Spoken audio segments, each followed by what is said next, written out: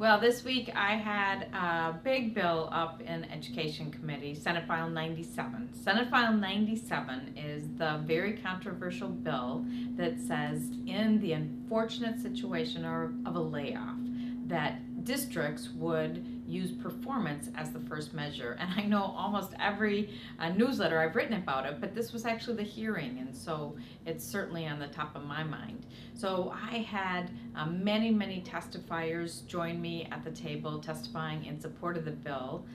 And there were, of course, many who testified opposed to the bill. But I do want to pay special tribute to those who came and testified because their testimony was very moving. In particular, Councilmember Don Samuels, a city council member, previous city council member in Minneapolis and current school board member, just gave riveting testimony about what it's like to live in North Minneapolis and be so committed and dedicated to the success of each and every young person, but really dealing with what happens when they have a situation where so many middle-class families have left their area, and they often find themselves in a situation where they in fact do get the least effective teachers. And so we actually could correlate that statement to the court case that happened in California, where the people who brought suit against the same seniority last in first out law in California, they won that suit, and California court said that the reason was because the unintended consequences of that provision ended up that the low-income communities of color kids ended up with the most ineffective teachers. And then there was a lot of research that showed the dramatic effect that had on those students' lives over time.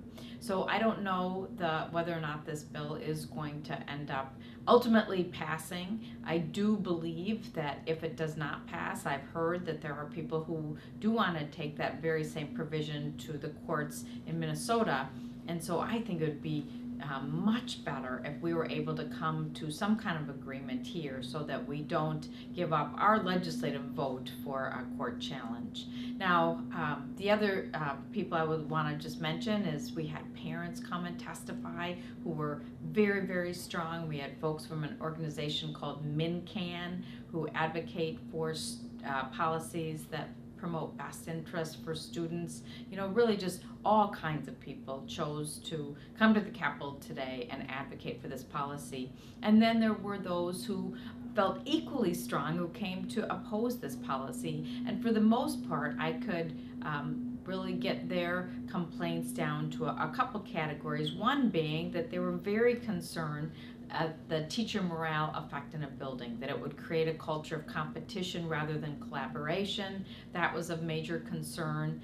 In addition, I continue to hear that concern about, you know, getting rid of a high-priced educator who's had a long career of service but costs the district more. So are those folks gonna get, you know, dismissed because of this? So anyway, I can tell you that it was a fair hearing, that everybody got a chance to speak, and we'll see where this goes from here. Now, on the Senate floor this week, we heard the beginning of the policy changes associated with the Child Protection Task Force. So you remember that horrible story in southern Minnesota where a young boy lost his life, and we all felt as though we failed that young boy, not just the perpetrators of the act that caused his passing. And so Governor Dayton organized a task force and said, you know, changes have to be made. And so today we enacted the beginning of policy changes to make sure that the focus is on the child above all else, and that to ensure that this does not happen again. You'll be hearing more about this as the session goes on, but today we voted unanimously to support the proposed changes. I had a couple other bills this week. We had some fixes to the study abroad bill that happened last year, but it was really fun to have our very own John Schultz, superintendent of Hopkins Schools, and Diane, his wonderful director of curriculum, next to him. They advocated for a change to the situation where if a ninth or 10th grader wants to take an advanced world language class, currently they have to only do that if there are slots that are unfilled after 11th and 12th graders get their turn. And this, in fact, was stopping, the learning of these students who were ready to take these tougher courses. So the bill said that they, in fact, would be able to take advantage of these courses as 9th and 10th graders. So that's it for now, although I am attaching a survey because just like we have to decide red or green with regard to this teacher seniority issue, I want to know, do you vote red or green? So pretty simple survey. It's not a simple issue, but the survey will be simple. Thanks very much. Bye.